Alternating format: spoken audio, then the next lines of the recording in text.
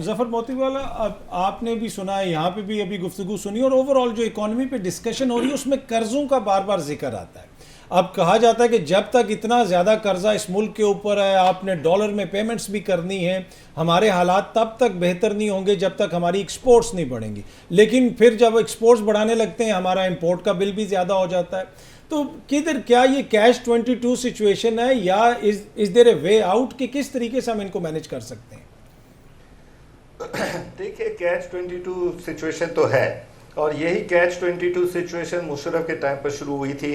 हम लोगों को याद है, हम क्या बोर्ड ऑफ डायरेक्टर्स में थे स्टॉक एक्सचेंज के, तो टॉप 25 अवार्ड्स हुआ, तो उसमें हम मुशर्रफ साहब आ गए। उन्होंने सब हुज हू इन इकोनॉमी के लोग बैठे हुए थे, इंडस्ट्रियलिस्ट, सब बिजनेसमैन, तो उन्होंने शुरू किया कि भाई we are in the middle of a death pit. फिर इसने कहा मिलिट्री टर्म है, हम चारों तरफ से घिर गए हैं और हम ऑलमोस्ट बैंकरप्ट हैं। अच्छा, ऐसी बात पहले किसी फोरम पर नहीं हुई थी, एकदम सन्नाटा छा गया।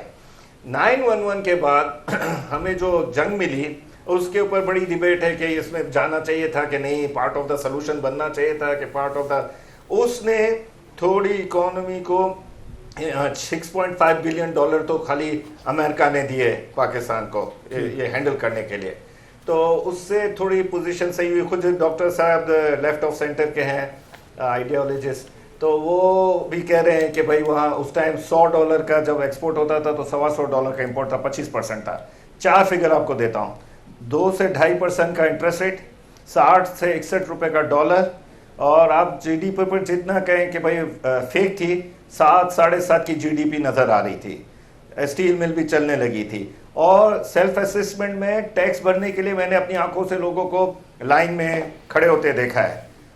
यूसुफ अब्दुल्ला साहब अभी पता नहीं कहाँ होंगे, वो तो उस पर डांस वांस भी कर देते थे। अब पता नहीं शब्बर बाद में कर सका है कि नहीं डांस। Anyway, तो वो जो है सिचुएशन इतनी हमारे लिए वो जंग जो थी ना, वो उसने सस्टेनेबिलिटी दी। अच्छा, पहले 2-3 साल मुशर्रफ के बड़े अच्छे थे, अगर आप सब इसके फिगर्स देखें तो। फिगर्स की खराबी आई जब ये हमारे दोस्त जो लाहौर से हैं, जफर साहब सेम नाम गए हैं, उन्होंने कहा ना कि उसके बाद जो ये डेमोक्रेटिक के लिए जो डेमोक्रेटिक फोर्सेस थी, उसने सब जो पोजीशंस थी वो उन्होंने चेंज करना शुरू की। लेकिन सबसे बड़ा इकोनॉमी का जो स्टार्ट खराबी शुरू हुई है वो बेनज़ीर के मर्डर से शुरू हुई है। और ये मैं कहता हूँ हमेशा हर प्रोग्रामों में कि वो जो गोली थी ना, वो सिर्फ बेनज़ीर को शहीद नहीं किया, उसने टोटल इकोनॉमी को, टोटल लॉ एंड ऑर्डर को, टोटल केओस में मुल्क चला गया। और लोगों का ये हाल था कि बिजनेसेस वो बंद कर जाना शुरू हो गए थे कि भाई अब यहाँ रहने जैसा नहीं है।